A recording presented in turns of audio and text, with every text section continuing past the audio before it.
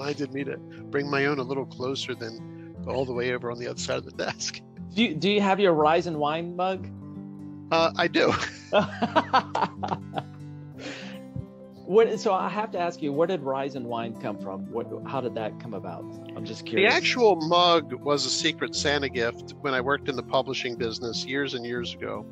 And I always loved this mug and this concept. And I was at the office with an associate consultant, Kendra Prescott, and an assistant who worked with me at the time. And I said, I feel like people who went to seminars that I did and are now connected on LinkedIn have no way of being reminded of what that was like.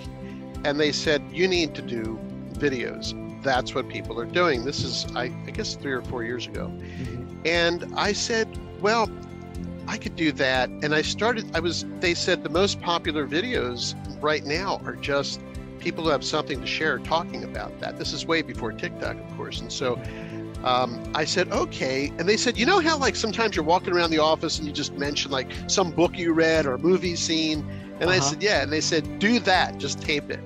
And so I said, well, for a name, I think I'll call it Rise and Wine, because Rise and Wine is complaining, and I'm the opposite of that. I'm a very optimistic person. Right. And so it would be sort of incongruous. And I said, I'll never mention, other than just saying it's time to rise and wine, anything about why it's called that.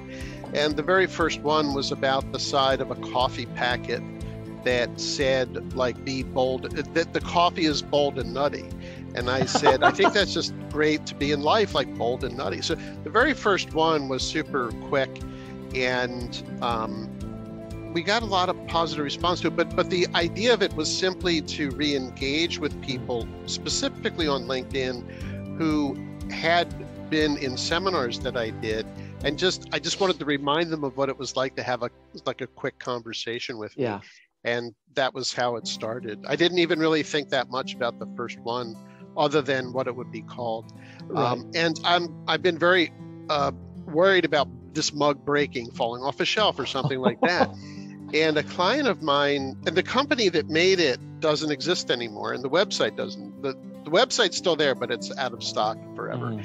And she went to some website where they sell like vintage stuff, and it's not actually a vintage mug, but she found it and sent it to me for Christmas like last year. And I was so surprised when because she knew I was worried I would break it. Now I have an extra that's in you got a backup.